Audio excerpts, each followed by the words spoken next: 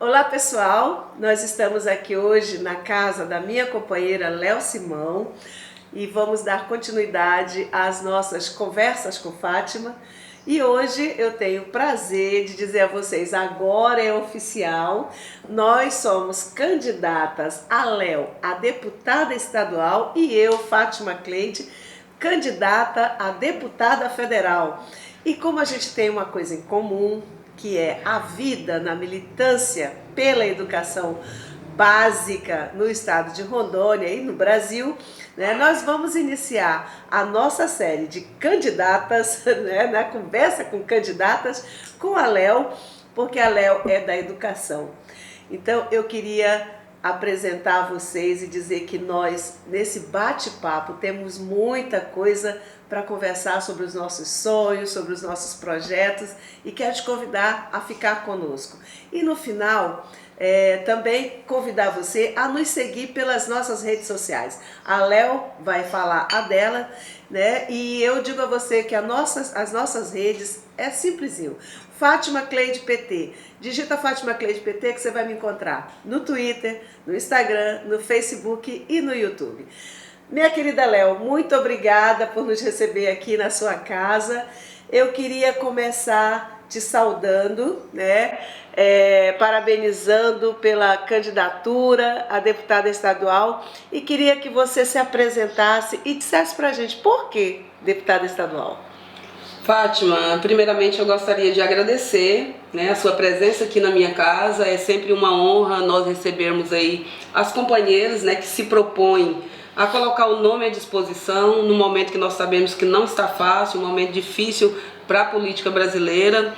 E nós temos um propósito, né, e por isso a gente diz que é candidato para tentar desconstruir, né, toda essa política nefasta que está nesse momento no nosso país, né, que imperou no nosso país a partir do golpe de 2016. E acredito que nós, enquanto mulheres, né, mulheres trabalhadoras da educação, sindicalistas, temos que ter a coragem de dizer, nós estamos aqui e esse espaço é nosso. E temos muito a contribuir, né, dentro do parlamento, tanto no parlamento estadual, como você no parlamento federal, não tenho dúvida, até pela experiência, né, que você tem enquanto parlamentar, que sem dúvida nenhuma, nós enquanto povo de Rondônia, sabemos quem são, né, os nossos políticos do estado, conhecemos a vida de cada um, pelo menos precisamos conhecer, e nós conhecemos quem foi a Fátima senadora, né, aquela Fátima que defendia a população mais pobre, a população mais carente, né, que era contra as desigualdades sociais e continua, que cada vez se acentua no nosso país. Então, o nosso propósito enquanto pré-candidata, agora candidata a deputada estadual, é também lutar, né, pela classe trabalhadora, defender o projeto que venha minimizar esse efeito aí tão maléfico que é a desconstrução das políticas públicas que infelizmente nós estamos vivenciando nesse momento. Desde o golpe, né? Desde o golpe. Aí você traz uma lembrança muito boa que você estava falando e eu me lembrando como foi bom ser parlamentar da base do presidente Lula, viu, Léo? Como foi bom. É lógico que a gente sofreu muito, porque o que a gente chama de centrão lá no Congresso Nacional, e que, de certa forma, é disseminado nas assembleias legislativas, nas câmaras municipais. O centrão, ele nasce na Câmara Municipal, né? Se fortalece na Assembleia Legislativa e vai para o Congresso Nacional. Não é uma coisa que está lá distante, né? Mas essas pessoas chegam lá eleitas e quem está governando tem que dialogar com quem está eleito, né? Então nós sofremos muito por isso, mas conseguimos, apesar do centrão, né? Apesar do centrão, nós conseguimos implementar muitas políticas públicas com o presidente Lula, né? Na área da educação principalmente, né, Léo? Um dia desse eu fiz uma brincadeira, uma amiga minha fez um aniversário e colocou... foi exatamente há um ano, porque foi a Ana Cristina Viana, que você conhece lá de Jaru, e colocou nos detalhes, né, do aniversário todos os programas do governo Lula. E eu separei só os da educação. Olha, mas deu tanta estrelinha, sabe? Deu tanta estrelinha, porque a gente pode começar assim, ProUni, Refis, Fiéis, Ciência Sem Fronteira. Nossa, aí a gente vem para a educação, pró-infância, Léo. Você sabia que aqui, só do pró-infância para o estado, eu trouxe recursos para construir 32 creches municipais? Nossa, que maravilha. Infelizmente muitas não foram construídas. Por exemplo, aqui em Porto Velho foram 14 unidades, mas só 2 foram construídas no primeiro momento, ainda quando o governo era do Partido dos Trabalhadores no município, e depois os prefeitos que se seguiram perderam os recursos, sabe? Isso é triste, porque aqui para Porto Velho foram 14, olha, se perdeu o recurso para 12, como se a gente não tivesse criança necessitando de educação infantil, né? Mas enfim, Léo, e assim, eu queria que tu contasse também pra gente como é que foi a tua história, a tua militância, porque tu também vem, né, dos movimentos sociais desde jovem, né?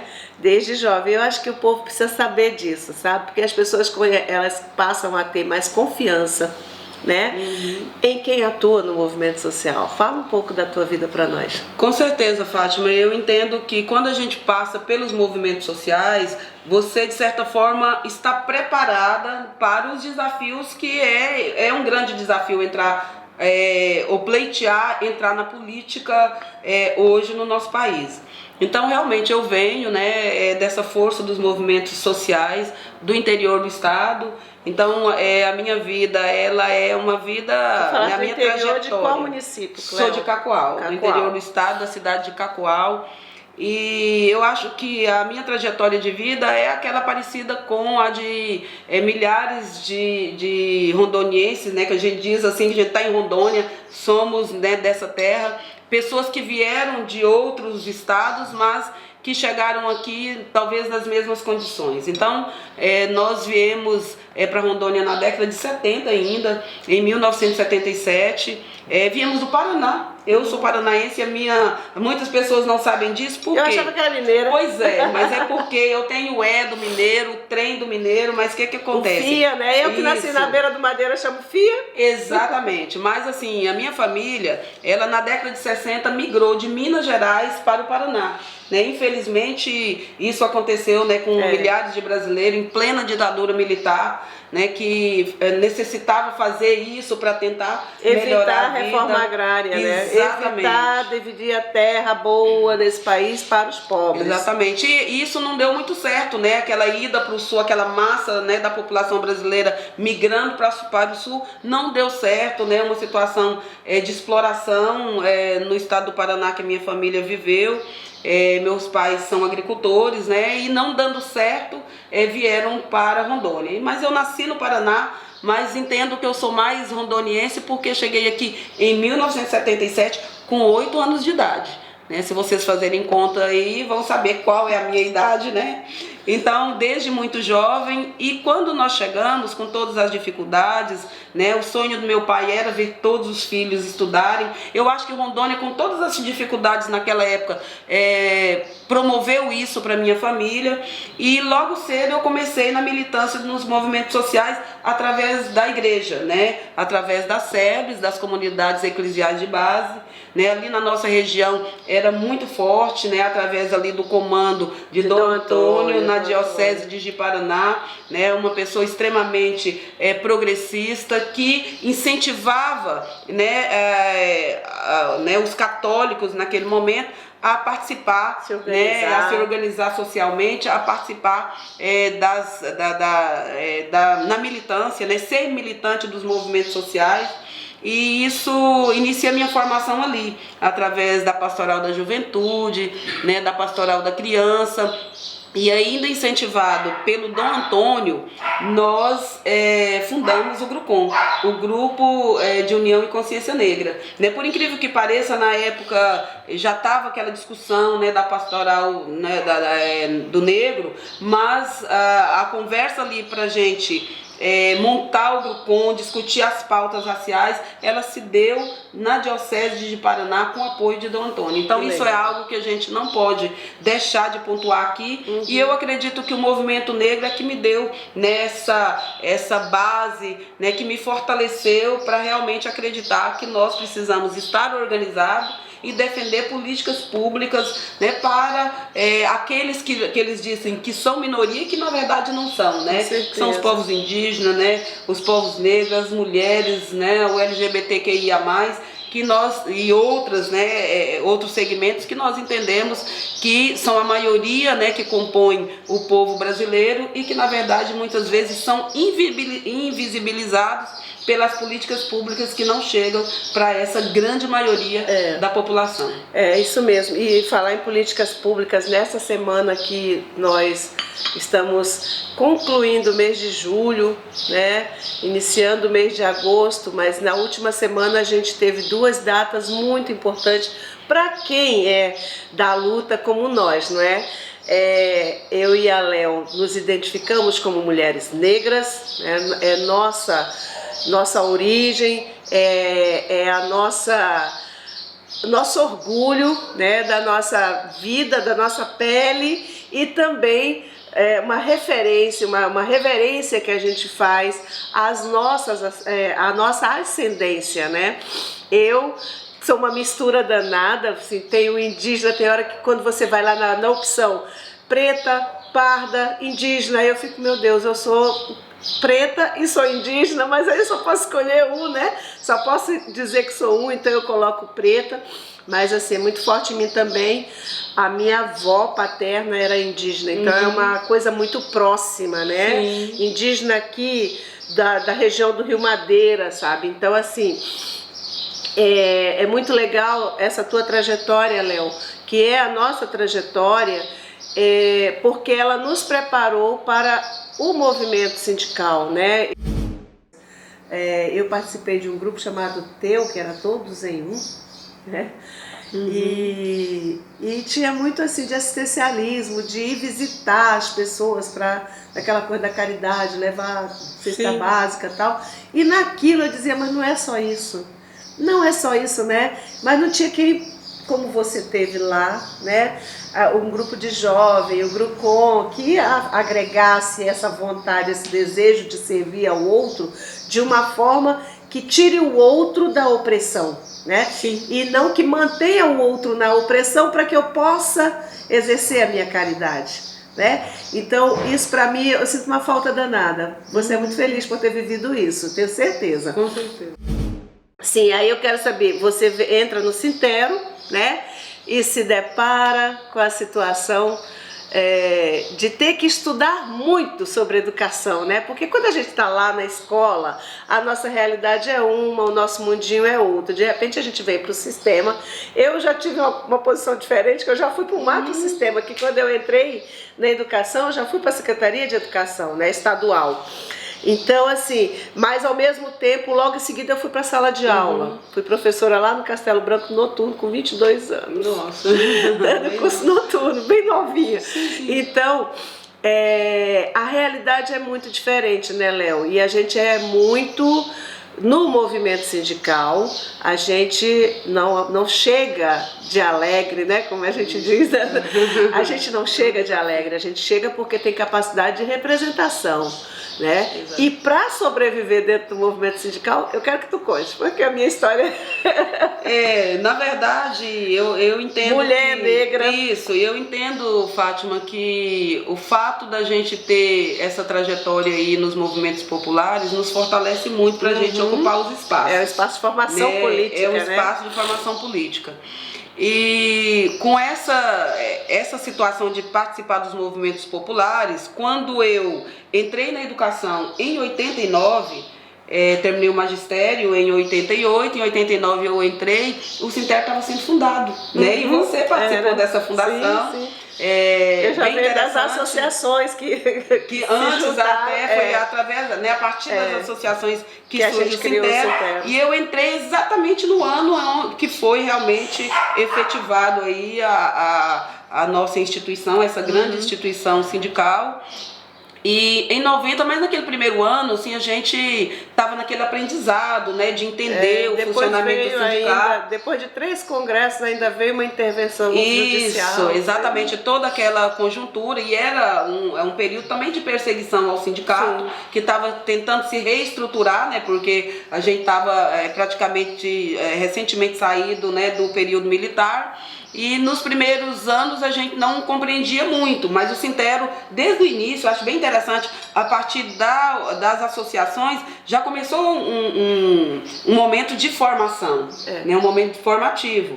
E quando eu tive a oportunidade, né, a primeira vez, de ouvir mais, né, sobre sindicatos, já isso em 90, que eu já me filiei, né? Então filiei em 1990 no Sintero, e aí começa a minha trajetória, mas a minha trajetória sindical, ela começa como militante mesmo, aquela militante que está atenta, aquela militante que começa a participar das formações sindicais.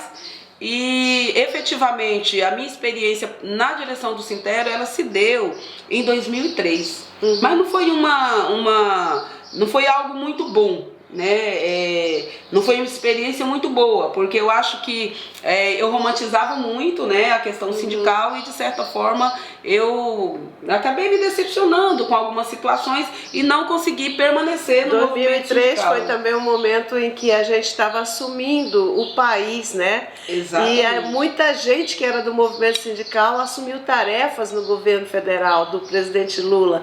Então isso também, assim, e o próprio movimento ficou um pouco atônito, né?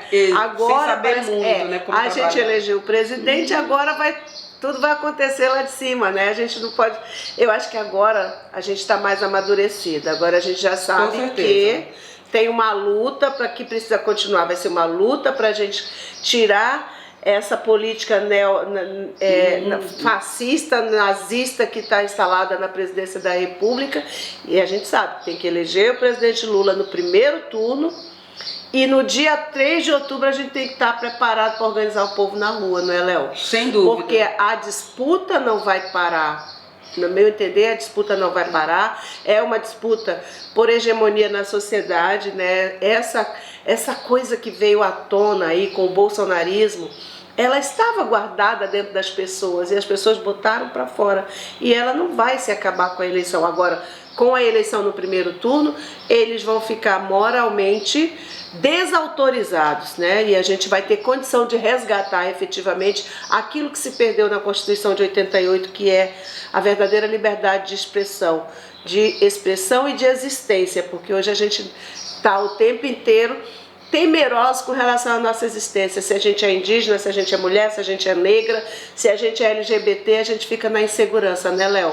Com certeza. E naquele momento, em 2003, realmente a gente estava meio perdido. Estávamos. E aí eu volto para o interior e também acho que teve muito aquela situação de ser uma garota do interior, né? E de repente vem para a capital, né? Não tinha aquela maturidade. E eu realmente voltei, né? Continuei na militância de base do Sintero e tive a oportunidade novamente, mais amadurecida, de voltar para a direção do Sintero em 2015. Já como presidente? Não, como diretora regional. Diretora regional Café, a regional lá que envolve ali Cacoal, Ministro Andreasa, o distrito de Riozinho.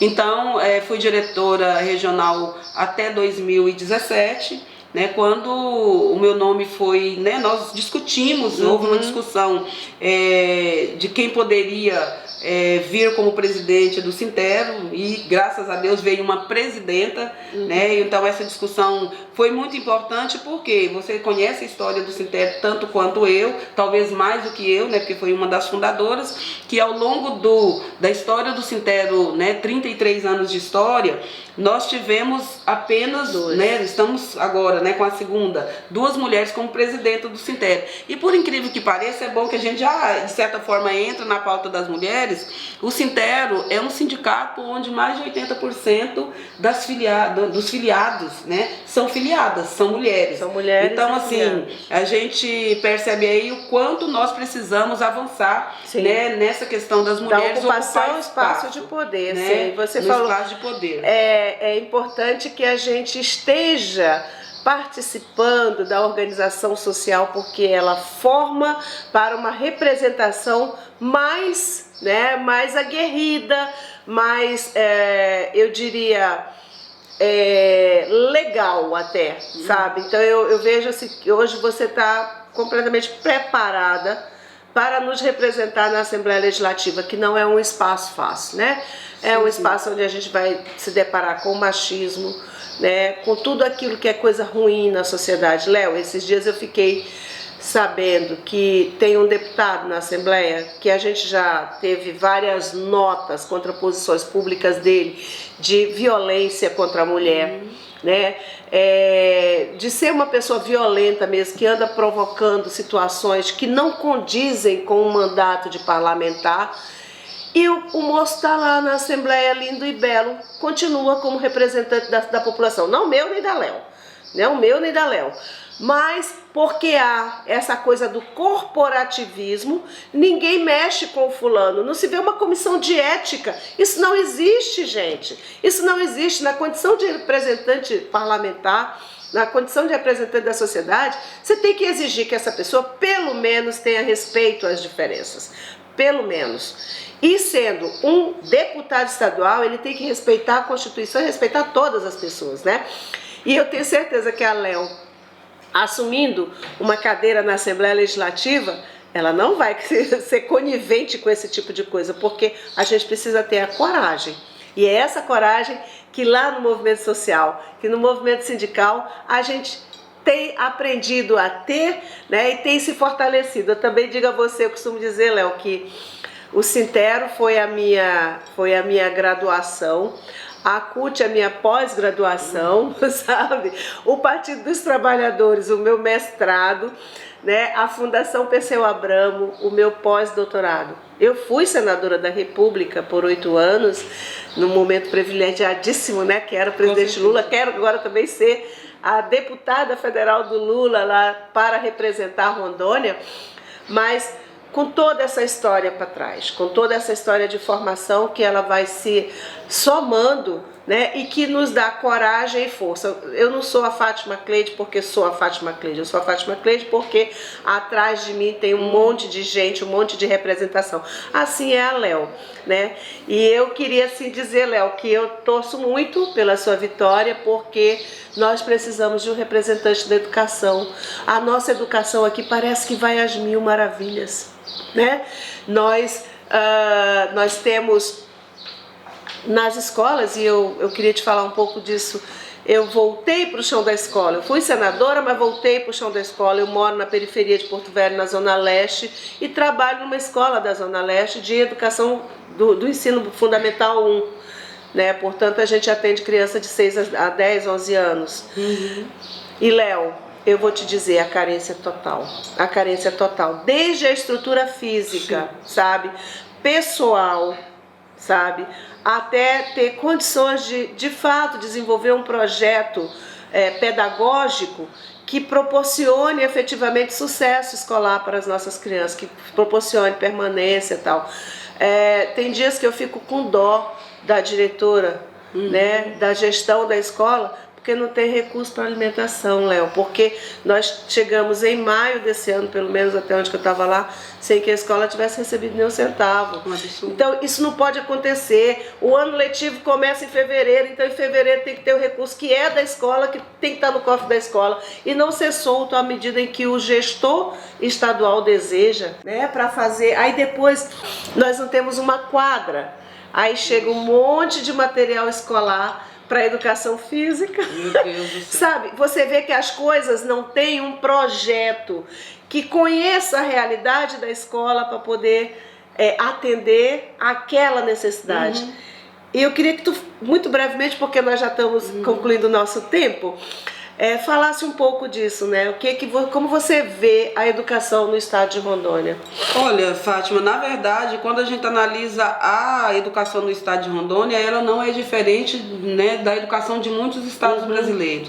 E nós, né, nesse momento de desmonte total, os problemas se acentuaram.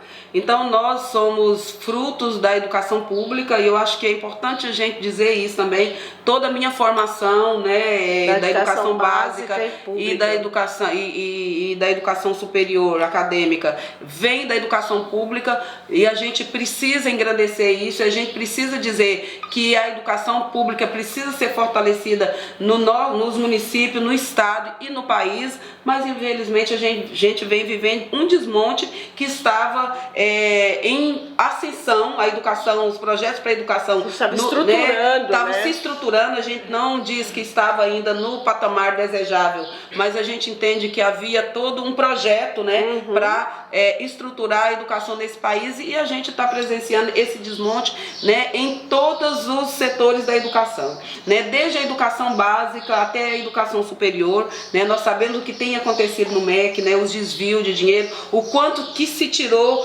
de recursos da educação, desde o golpe que a gente vem presenciando isso, o golpe de 2016, visto que a emenda constitucional 95, ela retira, né, recursos, congela, gente, não é, gente? Congela por 20 anos. É a nossa meta primeira, né? Então, nós vamos trabalhar na Assembleia e no Congresso para derrubar, para revogar a emenda constitucional 95. As pessoas têm que saber isso. Nosso projeto primeiro é revogar, porque senão não tem condição, gente. Não tem recurso para educação, não tem recurso para saúde, é balela. E o presidente Lula vem dizendo isso. Então, além de congelar, né, que vai haver essa revogação, então, além de congelar investimento na educação, a gente ainda vem com esse governo fascista observando aí a retirada, né, de volumosos valores da educação, de toda a educação, principalmente da educação básica, fora os escândalos. Sim. Né, que nós não podemos esquecer de falar sobre pois isso. Pois é, né? Léo, a gente tem tanta coisa para falar quando a gente começa a falar de educação, né?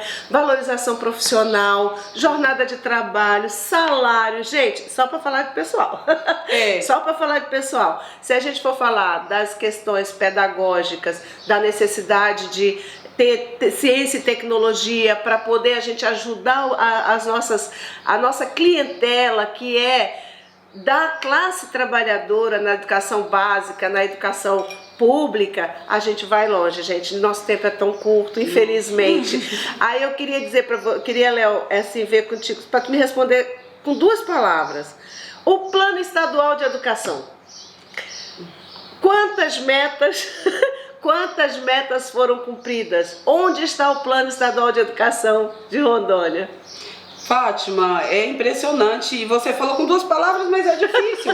É como se o Plano Nacional de Educação Estadual não existe. O nacional, e o nacional também não. E os municipais também. Então é um grande desafio para nós, né? E um grande desafio para você que vai estar no Parlamento Nacional ou no Congresso Nacional, para defender aí que nesses últimos 2 anos, né, porque vai até 2024, 2014 até 2024, nós temos 2 anos, vai ser menos de 2 anos, é 1 ano, para a gente tentar implementar o máximo possível. Eu acho que nesses 2 anos, Léo, nós vamos ter que retomar imediatamente a construção da Conferência Nacional de Educação de verdade, que é para construir o novo plano.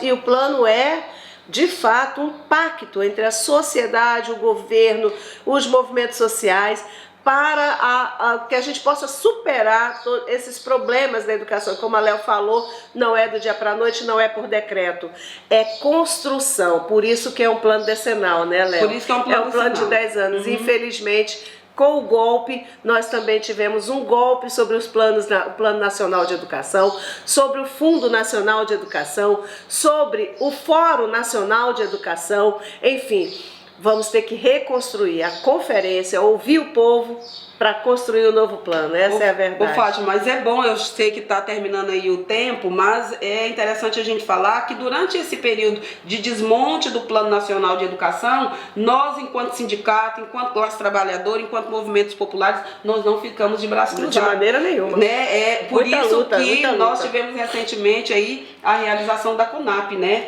Que é a Conferência Nacional Popular de Educação. Se não dava para discutir, né, por meio da CONAI, né, que é a Conferência Nacional Nacional da Educação criada pelo governo Lula, que teve toda essa participação da sociedade para discutir educação para o nosso país, né? Mais de 60 milhões de pessoas participando. Exatamente. Então nós achamos a alternativa. Sim. Então não ficamos de braço cruzado. Através da nossa Confederação Nacional dos Trabalhadores em Educação, o Sintero vem participando. Eu participei das também da CONAP, graças e foi maravilhoso. Nós sabemos que saiu a carta de Natal e a carta de Natal está falando sobre todo esse desmonte que nós vivenciamos, mas como é que nós podemos retomar aí, né, toda essa discussão e o debate e a implantação, né, de fato, da política nacional de educação, que tem que ser uma política que leve em conta a questão da regionalidade. Por exemplo, nós estamos na região amazônica, então falar sobre educação básica aqui é um grande desafio. Porque nós temos dizer para as pessoas que, embora a gente esteja num estado produtor de alimentos, nosso povo está passando fome. Exatamente. Os estados da Amazônia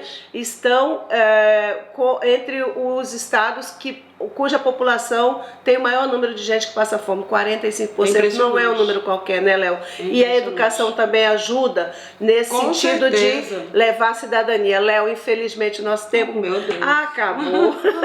Né? E para concluir, eu queria que você falasse muito rapidamente, fizesse suas considerações finais, né?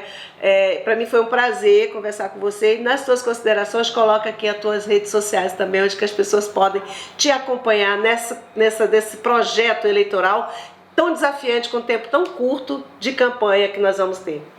Fátima, então mais uma vez agradecer, realmente o tempo é curto e falar sobre a educação é um desafio e muita coisa a falar, né? Então, em outro momento, quem sabe, a gente pode falar mais sobre isso, dialogar. Eu tenho certeza que nós vamos ter oportunidade, você no Parlamento Nacional e eu no Parlamento Estadual, porque nós viemos aí acreditando que é possível, né, representar a classe trabalhadora da educação, mas não só. Por isso aí eu peço a todos para acompanhar, né, as minhas redes sociais, Instagram, Facebook, Léo Simão, curte, comente e compartilhe, porque realmente nós precisamos, né, chegar com as nossas postagens, com as nossas propostas para todos os rondonienses que acreditam que é possível ainda fazer uma política com a participação da sociedade, com a participação da classe trabalhadora. Muito obrigada, Léo. Eu te agradeço por nos receber na sua casa e também faço minhas as palavras da Léo.